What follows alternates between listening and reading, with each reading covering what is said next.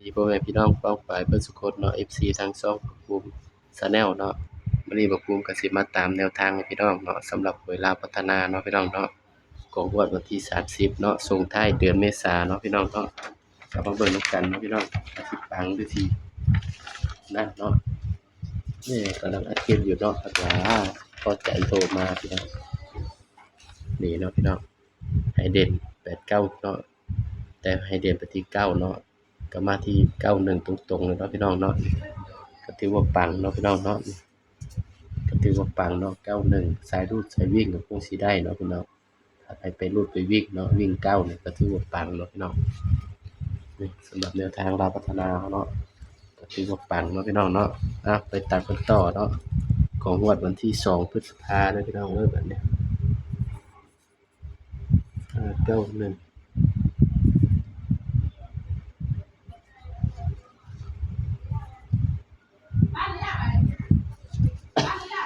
งวดวันที่3พฤษภาคมเนาะพี่น้องเนาะก็มาตามกันต่อเด้อพี่น้อง4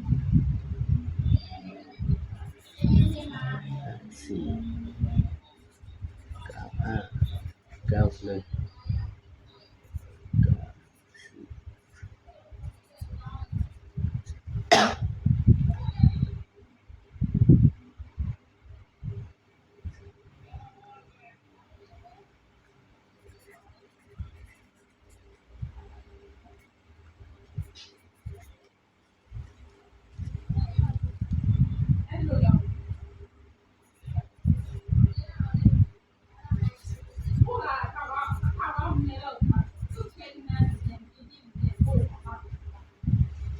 ไปตามกันต่อเลยพี่น้องเนาะวันที่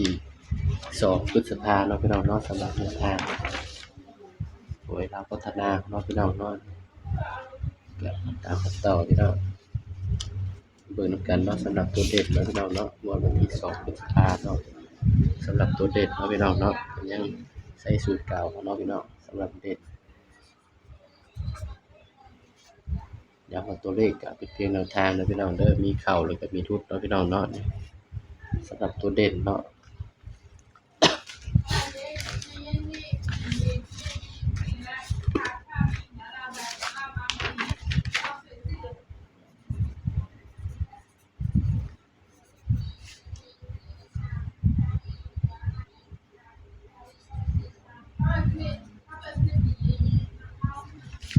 สำหรับเลขเด่นเนาะพี่น้องเนาะวันศุกร์เนาะให้เด่นไปที่3 4 5แต่ว่าให้เด่น4กับ5เนาะพี่น้องเนาะ3คือตัวรองเด้อพี่น้องเด้อสำหรับวันศุกร์เนาะพี่น้อง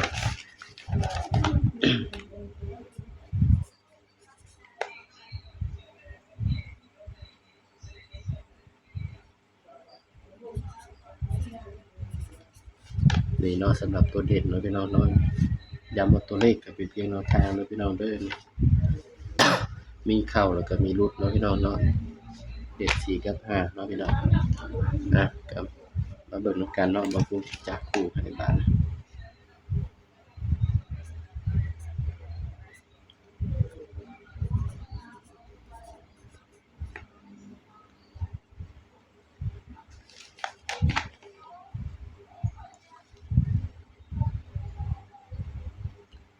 พี่น้องจับคู่นำกันเนาะพี่น้องเนาะสำหรับชุดจับคู่เนาะพี่น้องเนาะจับ4ก่อนเนาะพี่น้องเด่น4กับ5เด้อพี่น้องเด้อชุดเด่นเนาะสำหรับชุดเด่น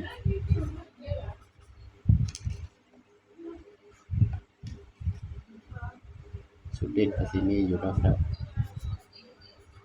46 47 8 49นี่คือชุดเด่นเนาะ5กันนะพี่น้อง6 7 8 59นี่เด้อพี่น้องสำหรับแนวทางการพัฒนาเนาะของงวดวันที่2พฤษภาคมเนาะพี่น้องเนาะตัวเด่นให้เด่นไปที่4นี่เนาะสายรูดสายวิ่งก็อย่าลืมไปรูดไปวิ่งกันเด้อพี่น้องเด้อส่วนชุดกันก็คือตัวเลข3เนาะพี่น้อง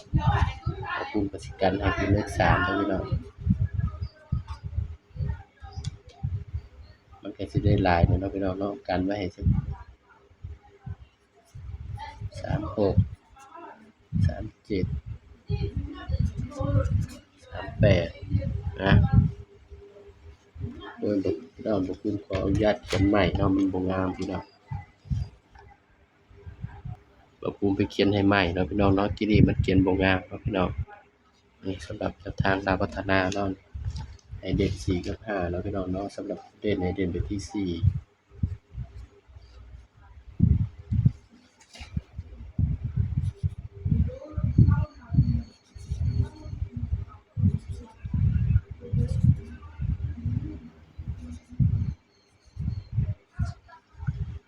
นะ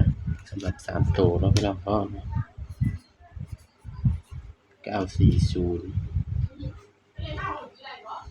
นี่เด้อพี่น้องสำหรับแนวทางรับพัฒนาเนาะพี่น้องเนาะของงวดวันที่2พฤษภาคมเนาะพี่น้องเนาะ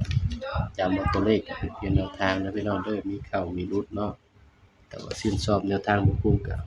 ฝากกดไลค์กดแชร์นี่เด้อพี่น้องเด้อตัวเลขก็เป็นเพียงแนวทางเนาะพี่น้องเนาะสำหรับคลิปนี้เนาะบ่คุ้มก็ฝากพี่น้องไว้เพียงส่านี้เนาะพี่น้องเนาะอย่าลืมกดไลค์กดแชร์กดติดตามช่องบ่คุ้ม Channel นี่เด้อพี่น้องเด้อสบายดีครับ